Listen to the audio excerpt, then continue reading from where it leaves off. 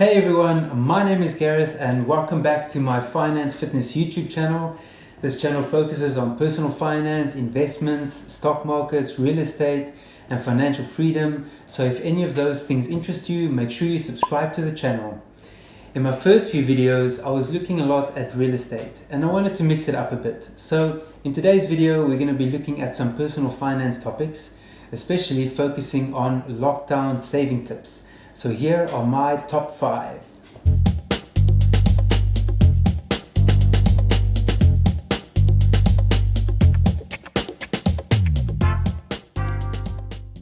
With lockdowns being imposed around the world, it's given us a lot of time to reflect on our goals.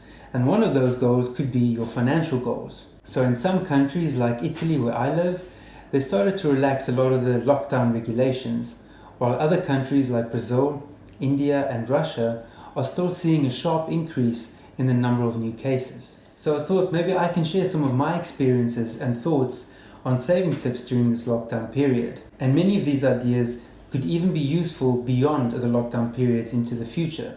Cost saving tips and living frugally can really make a big difference in helping you accumulate a bit of a financial buffer and increase the amount of assets that you have invested and growing. And this may be even more so now as many people have lost their jobs or are receiving a reduced pay, and so every dollar that you're able to save can make a significant difference. And so here are my top 5 saving tips during the lockdown period. On average, housing costs make up the biggest percentage of monthly living expenses for most families at around 1/3. So here are some ideas of how you can reduce your housing costs. Number 1 is to try and negotiate for a lower rental with your landlord. I'm a landlord myself and I know that many landlords would not want me to say this, but yes, this is something that you can do. Landlords are aware of the current economic situation and they're worried about a tenant's ability to pay the monthly rent. And so a landlord would rather be receiving a slightly lower rental on time from somebody that's already living there than sitting with a vacant unit and trying to find a tenant during this lockdown period. I know quite a few of my friends have already done this and have decreased their monthly rental by 10 to 15%.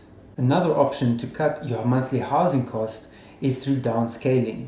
Maybe you're not fully utilizing all the space in your current property and you could comfortably move to a smaller property, then downscaling could be a really good option for you to reduce your monthly housing costs.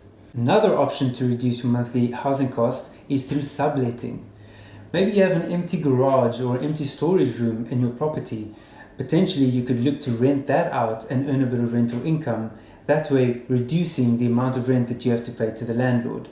But if you want to pursue this option, make sure you first have a look at your current lease agreement, because many have clauses in there that prohibit subletting, so make sure to check that first. Now for those of you that know me, you know that I love exercise and all kinds of sport, so I couldn't resist but to include an exercise saving tip in this video. In fact, when I was a student studying to become a chartered accountant, I had 3 part-time jobs at the same time, and one of them was working in a gym for a period of about 2 years. With teleworking and working from home now becoming a new normal, it gives us much more flexibility in when we choose to exercise. We've all been greeted by going to the gym during a peak time after work, only to find a crowded place, having to wait for any machines or benches so that you can actually do your exercises. And for me, I found that after a while, I actually lose interest and I don't end up having a proper workout. Many gyms around the world actually offer off-peak gym memberships, and these are significantly cheaper than the normal full gym membership fees. And gyms do this in order to incentivize people to come during the day when it's normally much quieter, and avoid them coming in the evenings during peak times. And so maybe you can now go to the gym during lunchtime. Off-peak gym memberships are a great way to save on fees, and also since the gyms are much quieter during that period, it's easier to exercise social distancing during this lockdown. Now while I was researching this part of the video, I came across many other gym membership saving tips like negotiating with a gym, joining as a group, student discounts, and so I thought maybe some of those would be of interest to you, and I've included links in the description. Now if gymming is not for you, or your gym is still closed due to lockdown regulations, or maybe you just don't feel comfortable going to the gym during this period, then you can also look at some home workout options. Before the lockdowns were imposed here in Italy, I was going to the gym about 5 to 6 times every week, but then the lockdowns were imposed in March and I had to get creative with my workouts. I even started training with water bottles as weights. There are endless YouTube workout videos, depending on your body type and the goals that you have, and for many of them it doesn't even require any equipment. So I ended up doing a lot of these home YouTube workouts on most days and going for a run on the other days. So effectively I was managing to keep fit for free. But after a few weeks I was eager to do some weight training again, and so I started looking at home gym equipment. But it seemed that many people had the same idea, and this increase in demand had increased prices quite a lot. And in fact, some of the more popular gym equipment had already been sold out. But setting up a home gym, especially if you have the space, could be a great way for you to save on gym membership fees in the longer term, and so this could be a good cost-saving tip. With teleworking now the new normal, I'm constantly on the home Wi-Fi and I barely use my mobile data on my phone. And this got me thinking, maybe I can change my data package to something more cost effective. In fact, I've already identified that both my partner and I can save at least $15 a month on our mobile providers by changing our contracts. In fact, some countries like Germany are aware that many people are now working from home and actually allow you to deduct your data costs when you do your tax return. Many of us have actually ended up saving on transportation costs simply because of the lockdown regulations, and this is the case for public transport and fuel for your car. I know that for me, I was filling up our car every 2 weeks, but now more recently, 1 tank of gas has been lasting us about 2 months. On top of that, there was a sharp decrease in oil prices, and this meant that fuel was even cheaper, so refilling your car was even cheaper than it was before. Now oil prices have recovered since their lows, but they're still significantly lower than the levels they were before this pandemic. Another potential transportation saving tip is to keep an eye out for government incentives. Like here in Italy, for example, they're offering rebates for people that buy bicycles, because this lessens the demand of public transport and makes it easier to exercise social distancing. With many of us now having home-cooked meals and making coffee at home as opposed to eating out for lunch every day or grabbing a Starbucks, we're able to save easily $5 to $10 every day, and these add up to be quite a significant amount of money over the period of a month. Just be careful of switching to order-in options. This can be very tempting, and so it can offset some of the savings that you're able to achieve from eating home-cooked meals. Now I know I said that there will be 5 saving tips, but in this channel I always try and bring as much value as possible in every video, so stick with me to the end and there will be a bonus saving tip that I actually think is bigger than all of the others combined. And if you're enjoying this video, make sure you hit the like button please, it really helps the channel grow. So let's look at an example and say conservatively you're able to save $100 on your housing, $10 a month on your gym fees, $15 on data costs, $50 on transportation, and $75 a month on food and entertainment.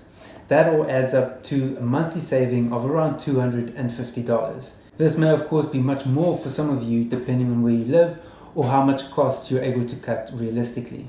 Warren Buffett often credits compounding as the most powerful factor for his investment success. So let's assume you're 30 years old, you're saving $250 a month for the next 35 years. That adds up to a total of $105,000.